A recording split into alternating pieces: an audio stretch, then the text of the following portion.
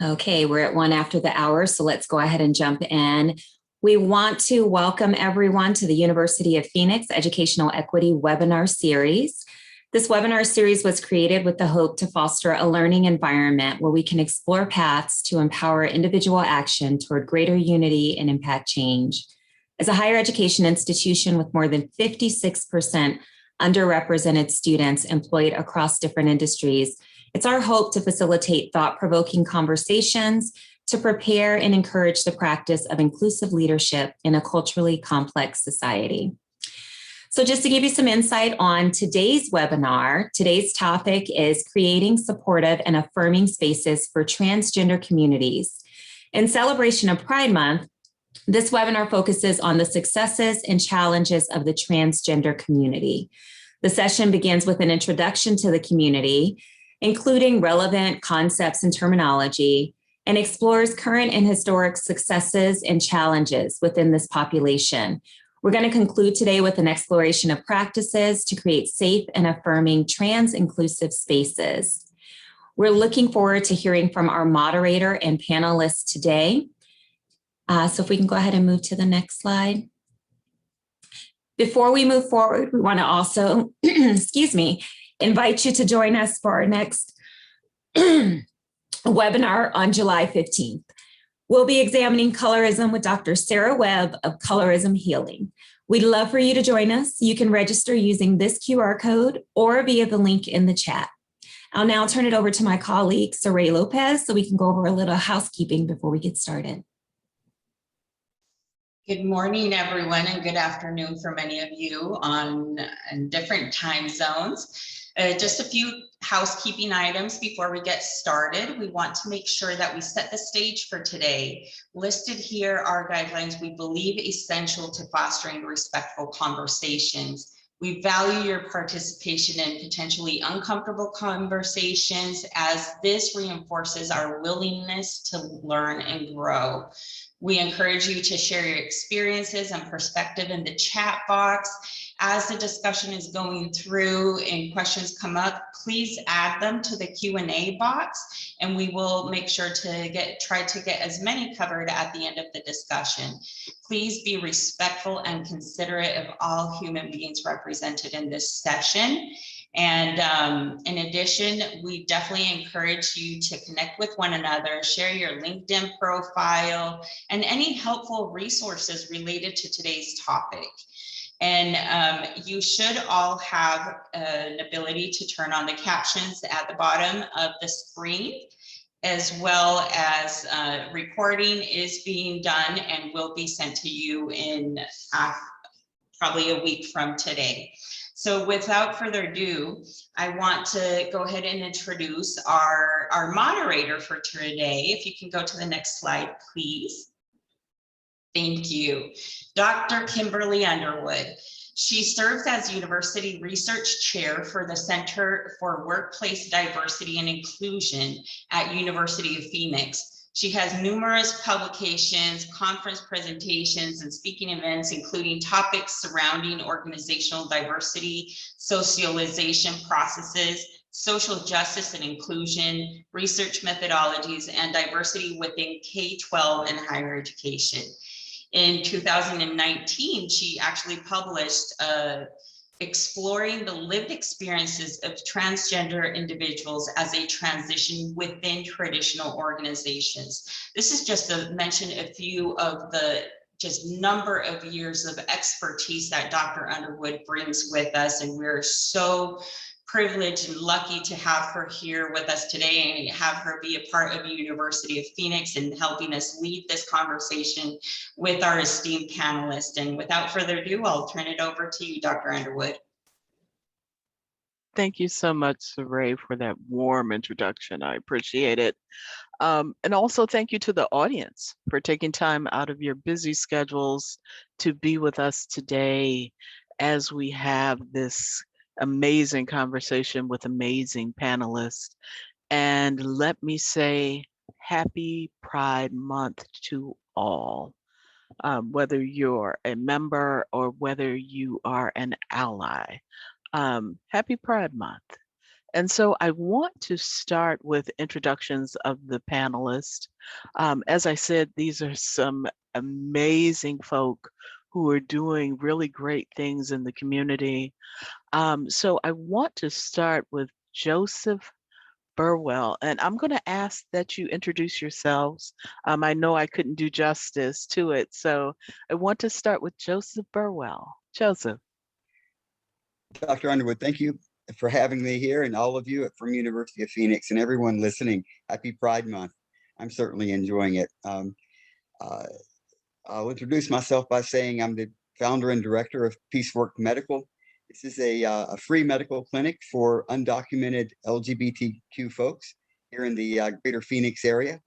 I've been a PA, a physician associate, for 27 years, and I've practiced medicine for all of these years, and founding this clinic 21 years ago has been one of the joys of my work. It's been one of the greatest rewards. I live here in Phoenix with my wife, Amira Burns, a dog, 3 cats, and I teach extensively about how to help others transition and how to provide gender hormones to people. It's one of the goals of my life to get this into the curriculum of medical schools, PA schools, NP schools, DO schools. I'm happy to present today and make transgender people just another one of your loved ones, neighbors, and coworkers. Thank you so much, Joseph, and thank you for being here. Next, I want to start with Misha Peck.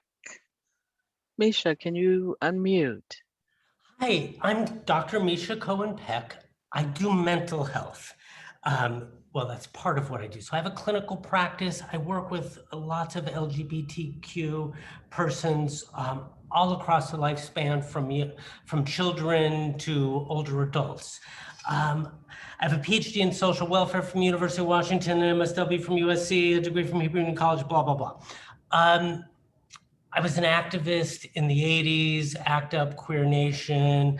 I was doing grassroots work, discovering myself along the way. If you did not figure out or you do not know who I am a trans woman, so lived experience as well. Teaching graduate courses on clinical practice, public policy, and all kinds of issues related to gender diversity and gender expansive communities. And really, the goal is to help be part of changing the world. Welcome, let's move forward. Thank you so much. I'm glad to have you on this panel. Thank you. And then finally, we have Aaron Castillo. Thank you, Dr. Underwood, and hola, everyone. My name is Aaron Lucio, and I say Cuira. That's hello in Raramuri. That's my indigenous Raramuri roots from my grandmother.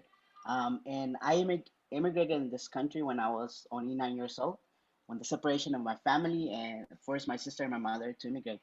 And since then, I grew up with fears and struggles and barriers of being undocumented. And at the same time, I was fighting an internal war of identity. And I lived my life in the shadows and in the closet for many years.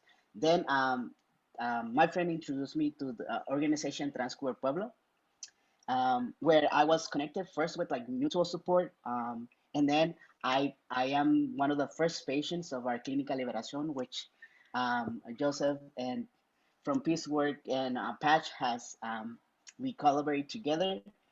Um, and for this and much more in tools and empowerment that the community has given to me, I am now the coordinator of the Health Justice Project in Transco Pueblo. And I'm really happy to be in this space with y'all. Thank you, Aaron, and forgive me for messing up the last name. No worries. So, today we're here talking about creating supportive and affirming spaces for transgender communities, which is such an important topic. And for those of us who teach, we know that before we start talking about the how, we have to get some concepts down pat. And so I want to go to Joseph. And Joseph, I want to start with you. I know that, many in the audience today may be a bit unfamiliar with some of the terminology surrounding, trans communities and some of the terms we may use today. And so can you start us off with a quick framing of some of the terminology that may be helpful for our discussion? Yeah, I'd be happy to. And, when I was introducing myself, I think I failed to say that I'm a transgender man. I think I forget that sometimes. I should add that, yes, I'm a transgender man. Um, Transgender, um, what does that mean? It is an umbrella term. When you say transgender communities, you're referring to folks who are on the binary, which, for instance, I am. I feel masculine. I've always felt masculine, even when I was a little child and other people were seeing me as a girl. I had a female body. Um, Someone who feels feminine is on the feminine binary. But when you say transgender communities, you mean you're referring to people who are on the binary, the gender expansive, the gender nonconforming. So you take that for granted. It's synonymous with all of those things. So you can say trans, you can say transgender, you're referring to all of that. What we don't say is transgendered. It's not a verb. We don't use transgender as a verb for anyone. Someone has transitioned.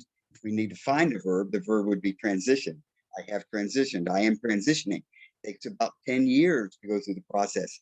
If you are not transgender, if you're born into the body that your gender expression matches, then you are cisgender, CIS, cisgender. That's the Latin term for same, SCIS.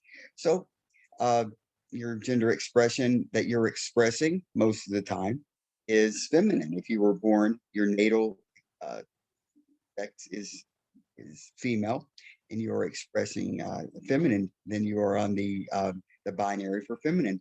Most of us are somewhere in between anyway, so that we call it a spectrum. And the other terminology I want to extend to you is sexual identity, and that is in the world of gays and lesbians. And we're not talking about sexual identity at all here. We're talking about gender expression. We want to keep those two things separate, which is something that is also at the beginner learning level for Trans 101, is that gender expression and gender identity expression are two different things. Trans people can be gay or lesbian. Lesbian and gay folks can realize that they're transgender.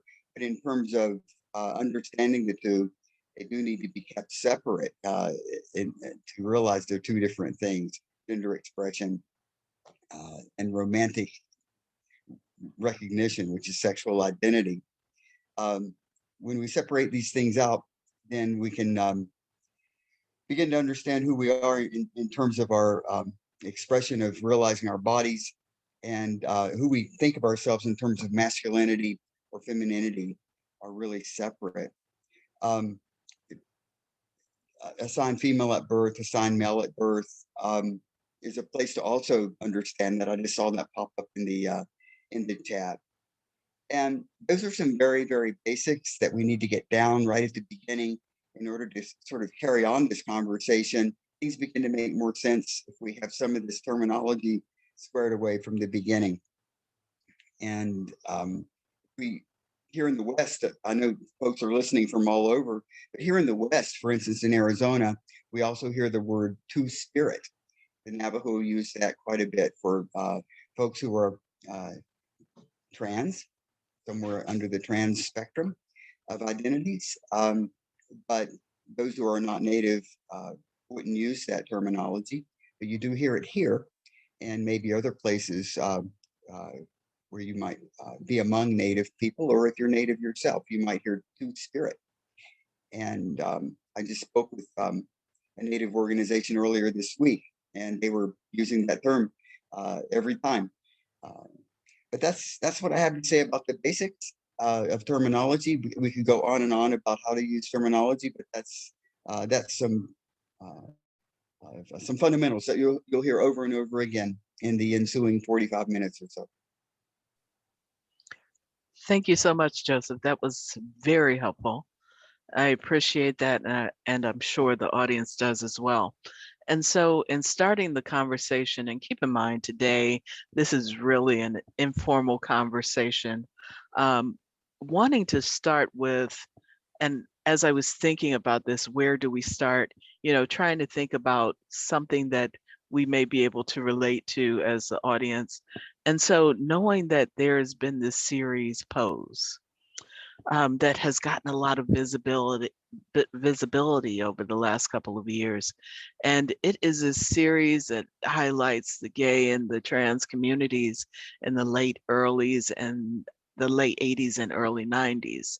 And really, in looking at this, and one of the things that I appreciate about the show is that there were so many trans actors that were employed in this show and that were visible. And while the series really focused on both the successes and struggles for the trans community, I was a bit taken back by the ending. And it kind of had this Sex in the City moment, having mimosas in this upscale New York restaurant. And just it suggested that the challenges facing, specifically the trans communities had lessened a bit or were no longer there. But wanting to talk and start our conversation around, what is the reality here for, trans communities?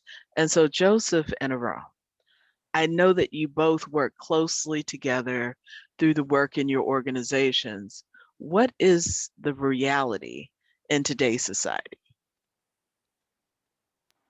And I can start.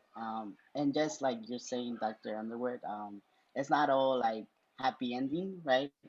Sometimes we shut our TVs down or are serious, and reality hits, right? So the reality of like today's society, and I'm gonna speak behalf of like undocumented migrant and trans and non-binary communities, is that we are here, we do exist, and we're not going anywhere.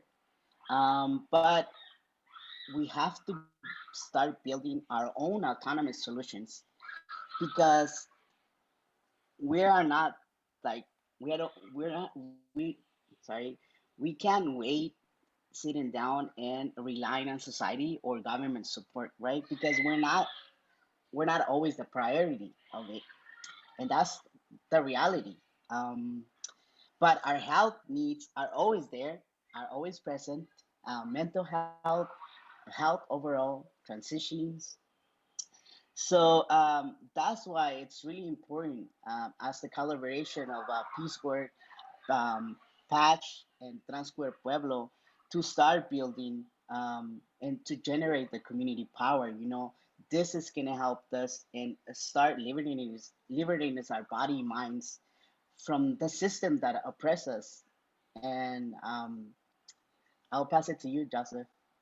Yeah, thank you, Adon. You're exactly right. The folks Adon and I work with, through my organization, Peace Work Medical, and his organization, Transqueer Pueblo, these folks are some of the hardest working people in the world. But there is a fundamental injustice that begins with trans people.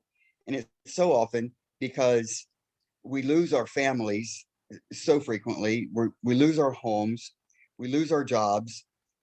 Um, all of which has happened to me when I was much younger. And when you lose those fundamental things out from under you when you're a young person, you don't have a lot going for you in order to make a good living, to have good health care. This is systemic. And then it's just hard to find your way to uh, get along and to get a good education and to get yourself righted in the world. Um, yeah, I got some good lucky breaks, but I also happened to be a white person who had some. I didn't start from zero, and I wasn't an immigrant, and so I did get a college education. I went into the army, which I was thrown out of because I was a lesbian. But that being said, um, I got some benefits because I was a veteran, because I fought for them. They weren't given to me because I was thrown out being a lesbian, but I got them anyway for after fighting for them. But anyway, I think I made my point. There are systemic problems with the discrimination that happens to trans people that had been happening to gay people forever, that's been happening to people of color forever. And it's just a matter of degree. It's all the same pocket of phobias. And this is why it's not mimosas on the roof, or what Dr. Underwood was describing of this show. It's not a happy ending for very many of us. It's not Caitlyn Jenner. She's not a good representative of us. And we don't own airplanes, and not very many of us do. It's wonderful when we get a few representatives here and there. There's a congresswoman in Virginia right now who is trans. That's fantastic, but that's not usually the case. And trans people are behind in terms of what gays and lesbians have done, but also, we have a 20 and 30 year. Gays and lesbians have a 20 and 30 year jump on us in terms of anti-discrimination. In some ways, they've paved the path, but there's a lot of differences between what they need and what we need. Thank you so much for that. And I want to elaborate on that a little bit. I know we talked about the health issues, and that came up in conversation. What specifically are you referencing when you talk about health issues? And I think that may have came from Aron. Well, everything about transitioning is health. And we cannot transition without medical care. There is social transition, but if you're going to transition medically with hormones, you have to have a clinician's help. And I know you spoke to Aron, so I don't want to jump in front of him. Aron, please, if you can add.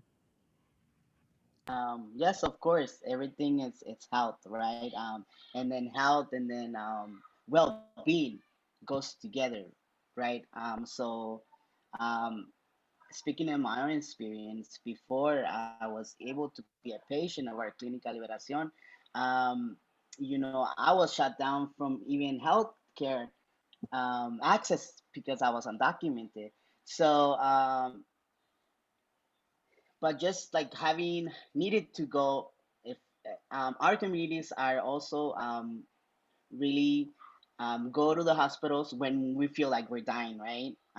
Because like, yeah, we haven't had the access to have our primary health providers to go to our 3 follow-ups appointments. We didn't grow up like that. I mean, also being trans, I mean, sometimes we're not even out to our families. So what if like we basically literally are dying, and as soon as we get to a hospital, first of all, we always see like some of like a power person, like a cop or someone.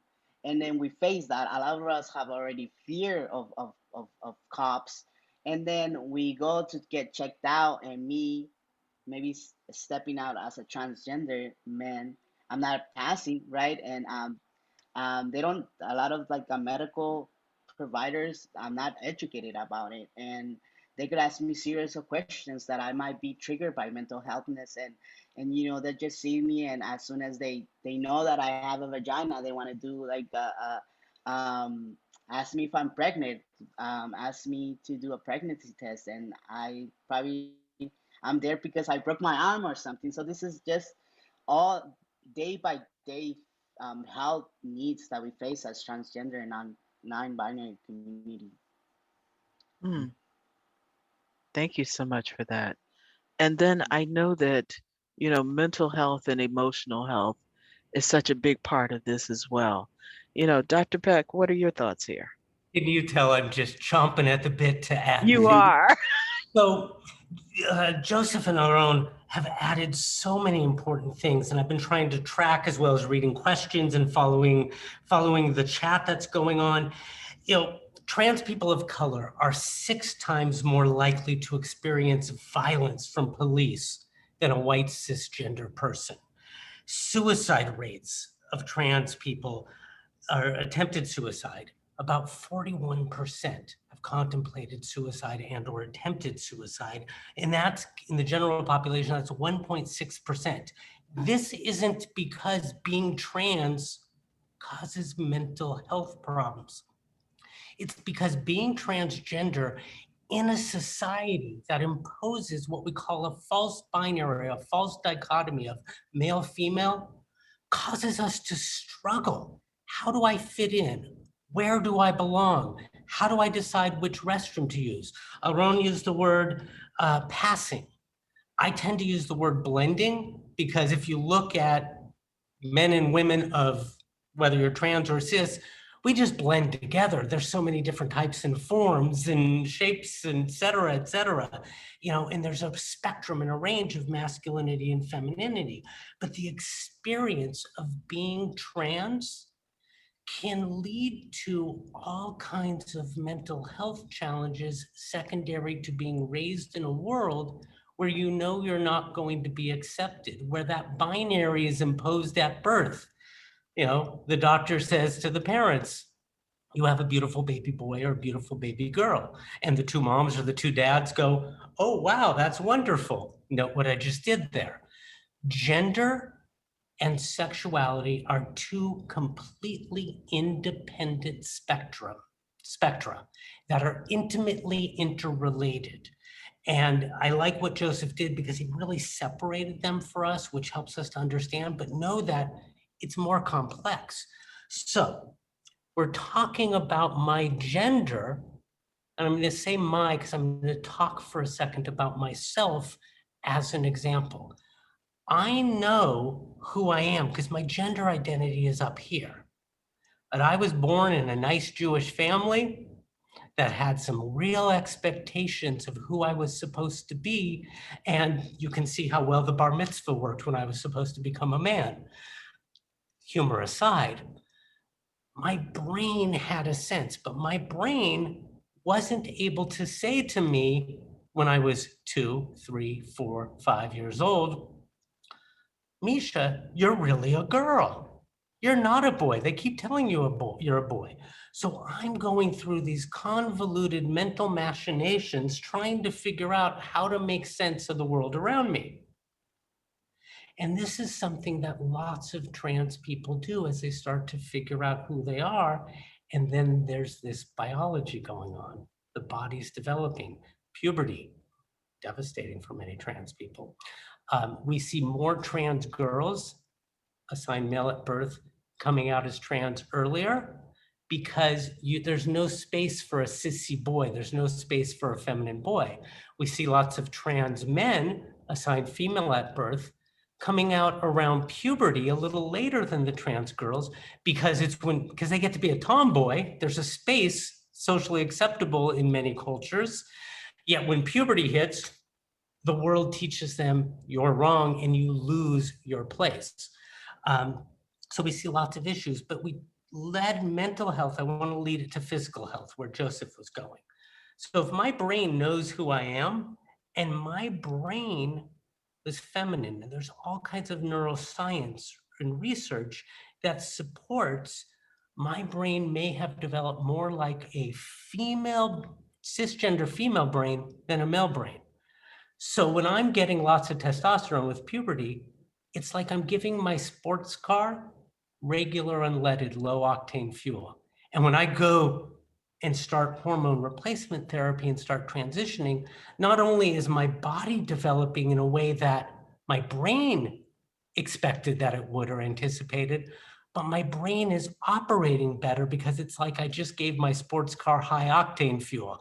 And we see changes in mental health just because I feel more normal. So there's these incredible complex intersections. The last piece I want to address that Joseph was hinting at, and Aaron too, with access to care.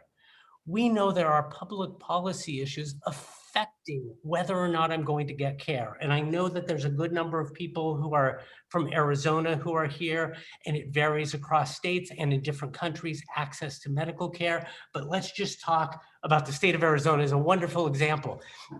If I get my insurance from a company that's based in Arizona. The state of Arizona still allows that company and that insurance policy to exclude transgender related care. Thankfully, I had federal insurance through the ACA. There's other places.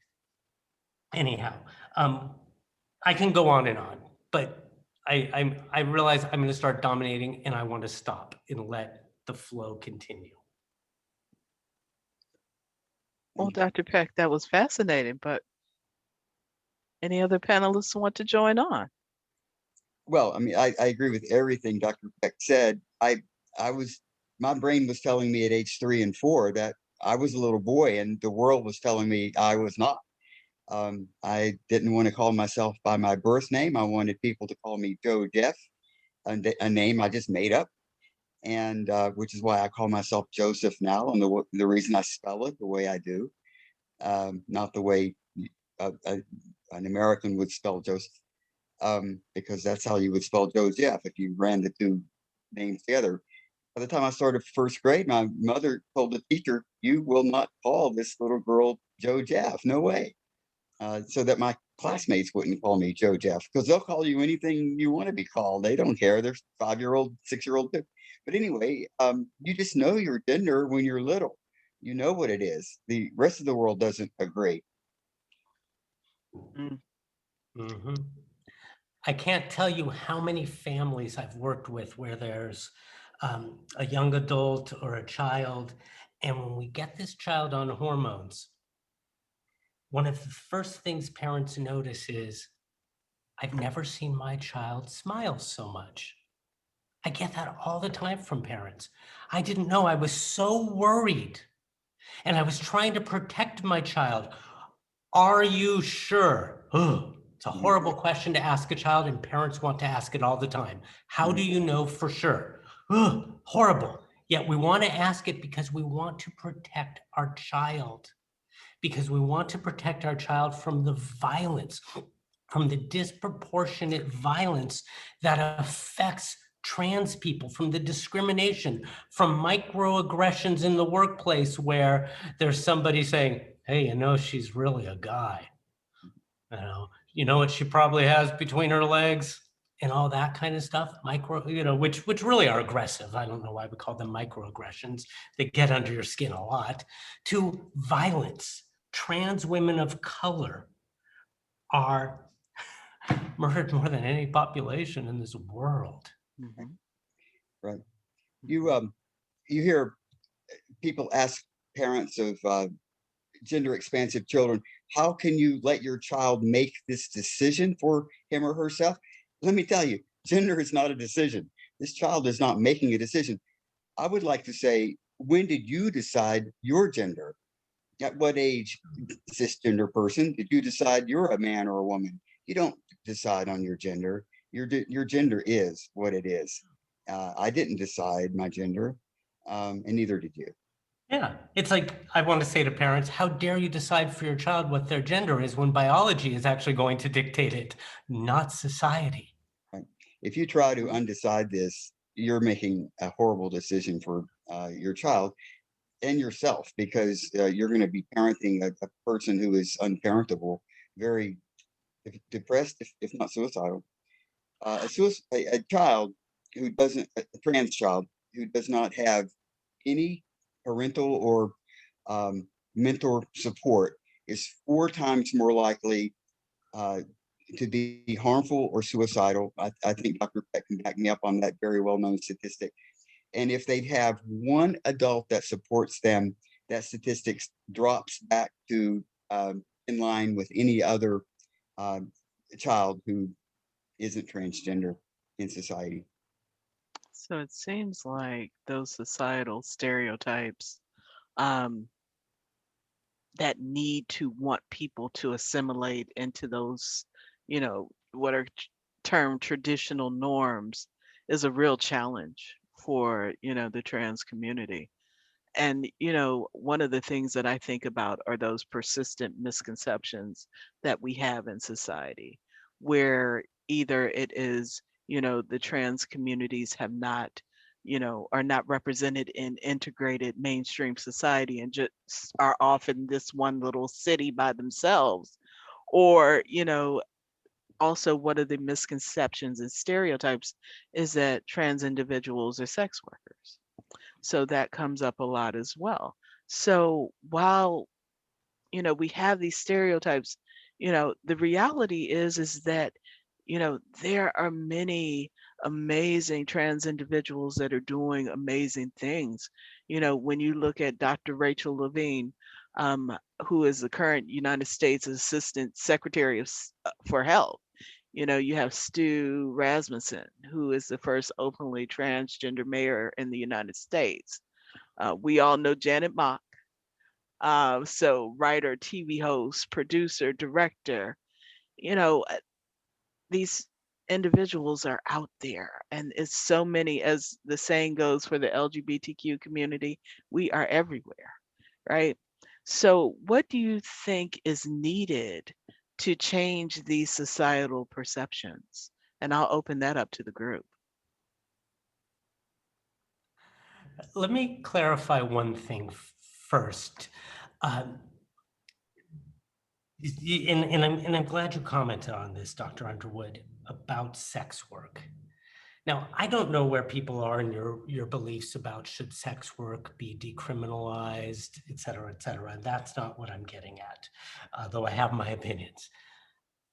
The reason you may see a disproportionate number of trans persons doing sex work compared to a cisgender population is because of the discrimination that occurs.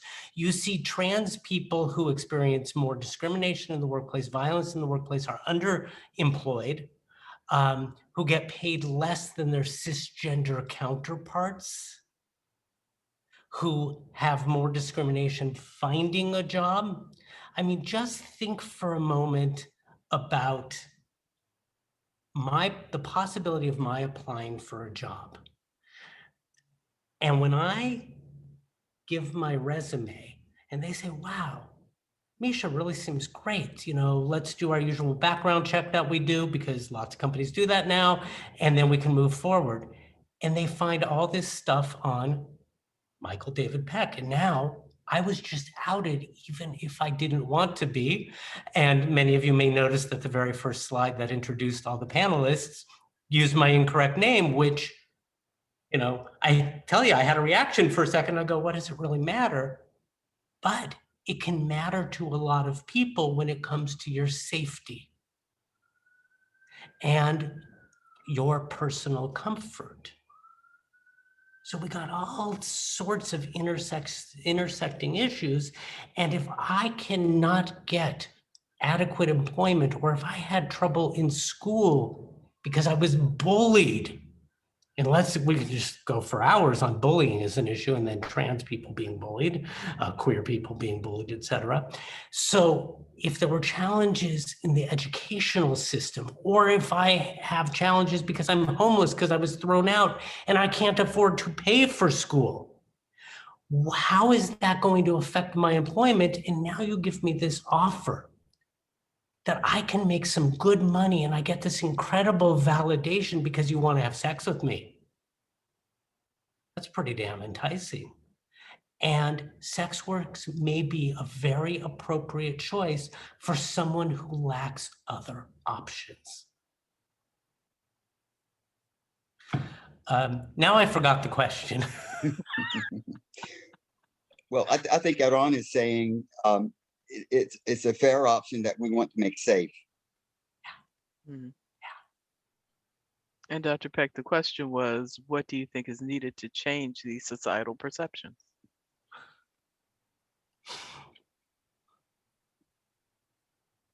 It's really interesting when I think about all the activism work we did in the 80s, with AIDS activism, ACT UP, and then moving into Queer Nation. We're queer, we're here, get used to it, out of the bars and into the streets. There was a whole era of public outings where we were outing queer people who were in powerful positions. And there was a big debate. Is it okay to bring someone's personal life into public display. And we were talking about the fact that we needed mentors. We needed people who were public. We needed people, leaders in places where they could be seen, and you know, this is how we normalize. So when we saw gay marriage pass, a lot of people, you know, in my circles were having conversations about how more people knew someone who was gay or lesbian and how normal this was. Now we're going to put aside how the trans community was thrown under the bus, because that's a whole nother political issue. I can do lectures on it. But we saw things becoming more normal, realizing that we had, as a society and a culture, set up a sexual binary, gay, straight, that was false, and we judged and shamed one group of people. It's going to be the same kind of thing. The fact that you were able to talk about a TV show that's helping to change the world helps to normalize this. The fact that people are coming and learning, this is so critical, that we do these things, that we get more and more comfortable. What I'm seeing happen in lots of schools, and I'm not saying all schools, but I'm talking about universities, grade schools, middle schools, high schools, we're seeing people who are allies to the trans community. We're seeing people whose job it is to help, you know, update names and records so that the school knows who someone is, that we're using affirming language, that we're creating universal access to bathrooms, not just for ADA issues, but for gender, that I don't have to choose and put myself into a binary, that I get to make choices. So these things are critical. I'm going to stop talking for a moment. No, that's I like what you're saying, Dr. Peck. I think it's important that change, often in our country for some reason, begins at the institutional level and trickles down. For example, the military. When the military allowed trans people in, I think it was last year, maybe the year before, you know, that's a place to start for us. People are, I get all of my health care at the VA, and it's remarkable how many trans people work at the VA. Right here in Phoenix, there are over 2,000 people who work at that VA, and the percentage of people who are just obviously not binary there, who are employed there, is remarkable. That's a federal facility, obviously. And I think that's a fantastic sign of change to me. And I could get, I get my trans healthcare there at the VA. They have a, it's not a department, but it's a, I guess, a sub-department for trans care at this VA. And a person, a clinician assigned to care for trans people. It's mostly trans women, but nevertheless, it exists. And you know, and again, I don't want to say it's all good and it's a story, but things do seem to trickle down from these massive institutions rather than from the grassroots up, because these phobias live in the grassroots, which we learned during the Trump years. If we didn't know it already, we learned it. But there was a win last year, right? And so, you know, thinking about, I believe it was the Supreme Court made the decision that trans individuals were protected. I believe it's under Title VII of the Civil Rights Act of 1964, I believe. Yes, so you're exactly right. And we had a big win on May 10th of this year when we got Affordable Care Act health provisions back again. Now they have to be afforded at each state individually, but at least that's a start, because they were taken away wholesale before that. Yeah, federal insurance. ACA is federal insurance that will get you access to trans care. That it cannot be denied. You were talking last year about the Bostock decision. The Bostock decision meant LGBTQ persons could not be discriminated against in federal work, in federal jobs in the workplace. That will lead to a lot of things. There is a lot of work being done by organizations such as the Transgender Law Center, the National Center for Lesbian Rights, and other groups filing legal cases that highlight the discrimination that exists in programs, such as the fact that Medi-Cal is denying gender-related surgeries to enrollees, to recipients of Medi-Cal, which what's that in Arizona is access.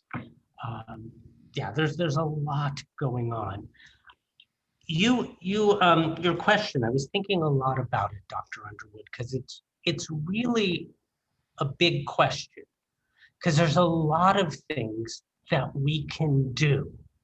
But I was sort of thinking, if I was to suggest to audience members, to attendees, what's the first step of what you can do is recognize that people who have already been traumatized, and I'm not saying being trans is trauma, but the experience of being trans in cultures that are less than accepting creates some trauma. People who have already been traumatized have been shamed enough. Engage with people in non-shaming, non-judgmental language, in openness, in patience. And, we learn, we're all hypervigilant, all of us trans people, all of us non-binary people, all of us gender diverse people, gender expansive. We learned how to read a room, how to read a person. And we're going to read you faster than you even thought we could. Engage with us openly and honestly and give us space, and we'll give you space. I have a neighbor who I've been getting to know because we have the same breed of dogs, and I'm surprised mine hasn't jumped on the chair, and a whippet. And slowly over time, as we see each other walking, I've opened up a little bit about myself. And the reason I have is because she's been so wonderfully open with me. And we just have simple conversations. And we are very, very different. And that's really, I think, the starting place. And if you start applying respect to the workplace, to medical offices, et cetera, we're creating change. There are systemic changes that do need to occur with laws. We have incredibly discriminatory laws. We need to re-socialize the police force. We need to look at healthcare and how do we educate healthcare providers into seeing the world in a more non-binary way, et cetera. But there are all sorts of starting places, and you can make a difference just by engaging, with respect. That's all we need. Mhm. Thank you, Misha. And that brings us to an important point, and I want to make this, and I know I'm looking at time, but we need to talk about this in the workplace.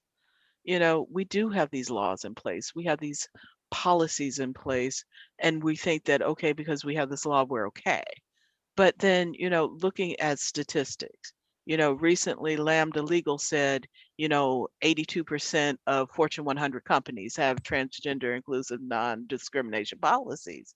Yet, if you look at the report from the Human Rights Campaign, they note that over 40% of transgender workers fear getting fired on a daily basis for disclosing or displaying who they are, as well as in a recent study, I believe it was from the National Center for Transgender Equality.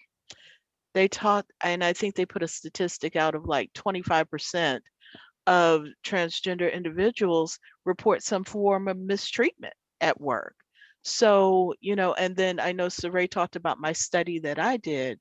And even in my study, looking at, individuals as they transitioned in the workplace, not having the support from management, having an HR department that's like, I don't know what to do, or I don't know what the policies are. You tell us. And then a lot of participants actually ended up leading their own transition and that process. It shows, two different ends of the spectrum, I think, of where we should be and where we actually are. So the final question before we go into Q&A is really thinking about affirming spaces. And knowing that here at University of Phoenix, we deal with a lot of students, we have a very diverse population of employees. What should we be thinking about, or any organization, what should we be thinking about as far as creating affirming spaces for trans individuals in our spaces?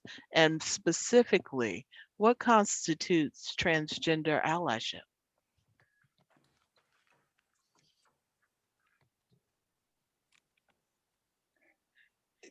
I'm not sure what University of Phoenix does already in terms of its registration processes, but it's a very simple thing to use a person's name, whether it's their legal name or not. I know there are places where you're going to have a person's legal name if it's not the name they want to use.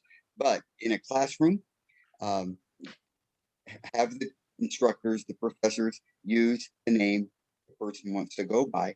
There has to be a way to do that, because if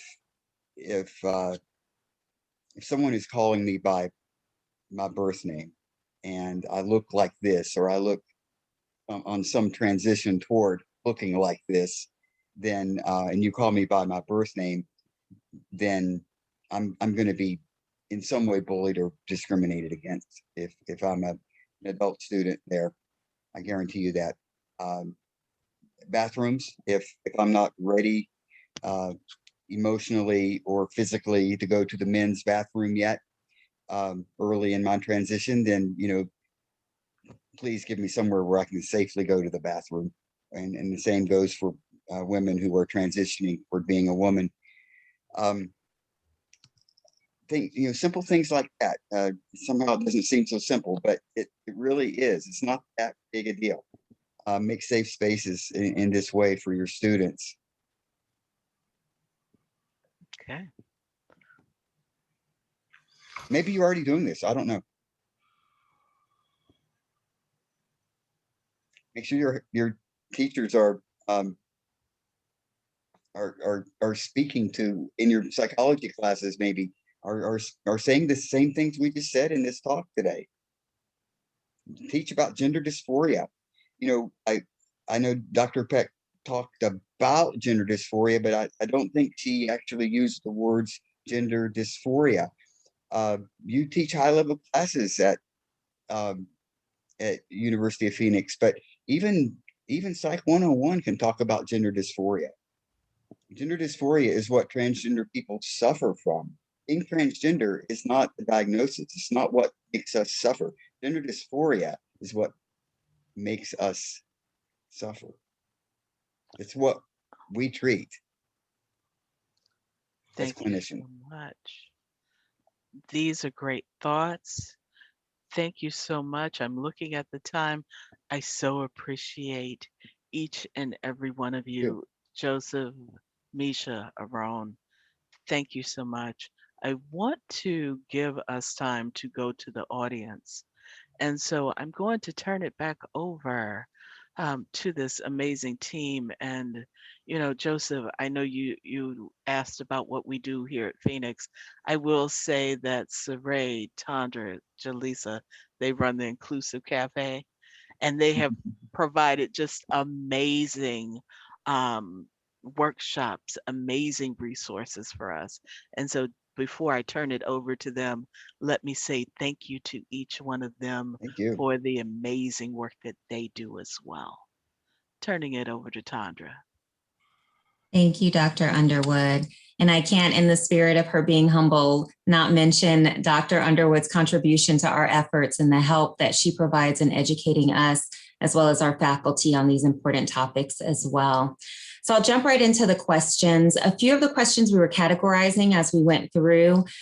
Some of them were kind of answered, but I just want to make sure for our participants that we're in particular asking the questions directly. So the first few are going to be around children. I kind of grouped them together to ask you all. But the first we have here is, I wanted to submit supporting a 4-year-old going through deciding if she or he is a boy or a girl. currently his mom's letting him decide based on the day. They said he doesn't understand pronouns yet, so they are using he and him until he asks about it. So I'll open that to the panel to see how you all would like to respond. Deconstruct the binary a little bit. So just by choosing pronouns, he, him, you're actually sending a message. Use a first name. Use they, them. It's not about choosing, it's about being, because it's not one or the other. It's a spectrum. And we can float between. I have an outfit that I wear with a jacket and a button-up shirt, and I put a little tie on, and I wear my pants, and it looks very traditionally masculine. Pinstripe jacket. I mean, it's fun. Doesn't make me a man, but it's more masculine because that's a social construction. Clothing doesn't have gender. We assign gender to it. A child should be allowed to explore. Don't doubt your children. They are much smarter than you realize. Let them lead and express themselves in a way that is comfortable for them. Your job as a parent is to open a space for the child to explore and and keep the boundaries of safety around that, making sure your child's needs are met, etc. And the need that this child is expressing is a need to explore gender and make it as open as possible. And you have a child who adapts oh so well. That's a great response, Dr. Peck. Anyone else before we move on? Perfect.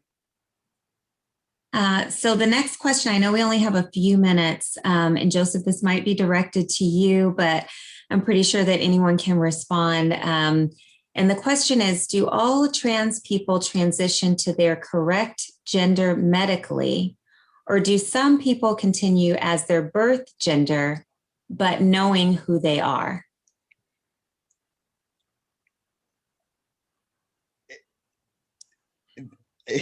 That's an There's interesting layers to that, right? Wow, I had to think about the question for a minute. Well, if you transition to your birth gender, you haven't transitioned. Let me answer it this way. There are 3 ways to transition. You can transition socially, which is to live your gender expression the way you feel it. And that is to dress the way you sense your expression to be, to tell other people, your loved ones, your partner, maybe your neighbors in workplace, how you sense your expression to be. You might style your hair the way you feel it matches your gender expression. That's a social transition. Then medical transition is if you want to use gender hormones to make your body look the way that your gender expression feels. Obviously, I've used testosterone to look this way. This is not the way I looked before. I looked female. Then the third way to transition, if you so choose, is with gender confirmation surgery. And of course, those surgeries are numerous. And not all people are going to do that. Only 14% of people in the United States who are transgender have ever done gender confirmation bottom surgery, for instance, genital surgery. More have done top surgery, both men and women, but I don't know the exact number of that. But so there are 3 different ways to transition, and there's no order to do it in, and there's no right or wrong way to do it. I hope that answered the question, but maybe the person meant surgical transition, because sometimes people conflate surgical transition with transition. Transgender people don't make that conflation. Yeah. I'd worry less about how the question was written, because we write questions in all sorts of ways where I'm at the moment. Once you know one person's journey of gender transition, you know exactly one person's journey. There's a little bit of variation for everyone. So gender confirming steps could be, as limited as Joseph mentioned, just changing the way I present myself. the pronouns I ask you to use, the name I ask you to use. But there are times for many people, and there's no order, there's no rule of age. I know people who were early teens who started transition, even not quite teen. And I know people in their 70s who've had gender confirming surgery. It really is about aligning how I perceive myself, where my brain is at, with my physical body, with my sense of self, my presentation of self. And I just love that we have possibilities. The statistics about people having surgeries creates a whole different issue. And that is the issue of access, which may have more to do with insurance, economics, etc. Thank you. I want to thank our moderator and our panelists. Thank you all so much for the information that you've provided today. I don't think that we can host these webinars often enough and not learn something new each time. I've learned a wealth of information. Even as we're working behind the scenes, I feel like I missed so much in the chat. So I do plan to go back to the chat and go through that information. But I do want to tell you all before we end, we just want to remind everyone that now more than ever, it's crucial to actively engage with intention and inclusive leadership to successfully impact change within systems that were historically built for a society not as culturally diverse as what we live in today. Our goal is to share, learn, and redefine the approach to diversity and inclusion to fully integrate equitable practices into daily activities, organizational policies, procedures, strategic goals, and objectives. Making diversity and inclusion the essence of business as usual by fostering an inclusive culture where all are valued, respected, and heard. I also want to throw in another reminder that the Educational Equity Webinar Series is held on the third Thursday of each month. We have a QR code here where you can access YouTube recordings of our prior sessions, and this session will be added there too, probably within about a week.